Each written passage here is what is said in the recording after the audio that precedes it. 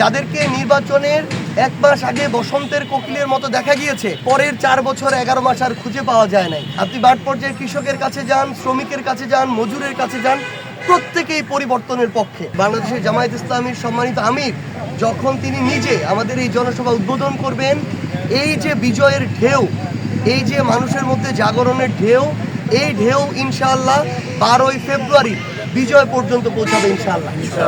এবং পুরো শুধু পঞ্চগড় নয়, পুরো বাংলাদেশের প্রত্যেকটা মানুষ কিন্তু এখন পরিবর্তনের পক্ষে।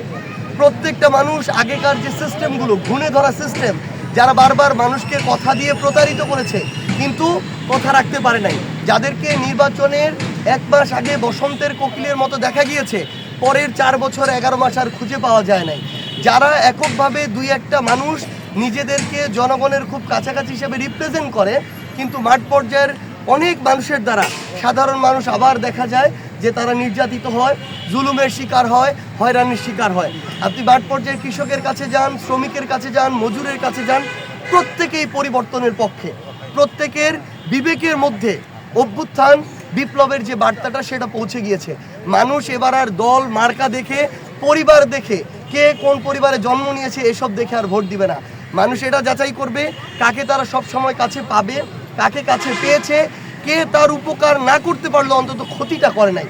মানুষ তাদেরকে বয়কট করবে যারা এখনো ধমক দিচ্ছে, যারা বলছে ভোট না দিলে নির্বাচনের পরে দেখে নিবে, যারা তাদের জায়গা থেকে ক্ষমতার অপব্যবহার করে মানুষকে মিথ্যা মামলা দিচ্ছে, মামলা দিয়ে হয়রানি করছে, মামলা থেকে নাম কাটানোর জন্য টাকা খাচ্ছে।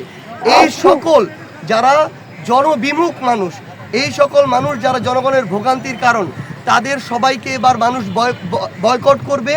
এবং আমরা ইনশাআল্লাহ বিশ্বাস করি আমাদের সম্মানিত আমিরে জামায়াত পঞ্চগড়ে আসার মধ্য দিয়ে যে গণজোয়ার তৈরি হবে, সেই গণজোয়ার বাংলাদেশের সর্বোত্তরের জেলা পঞ্চগড় থেকে শুরু করে সর্বদক্ষিণের জেলা কক্সবাজার পর্যন্ত ছড়িয়ে পড়বে। 1,47,570 কিলোমিটারে ছড়িয়ে পড়বে।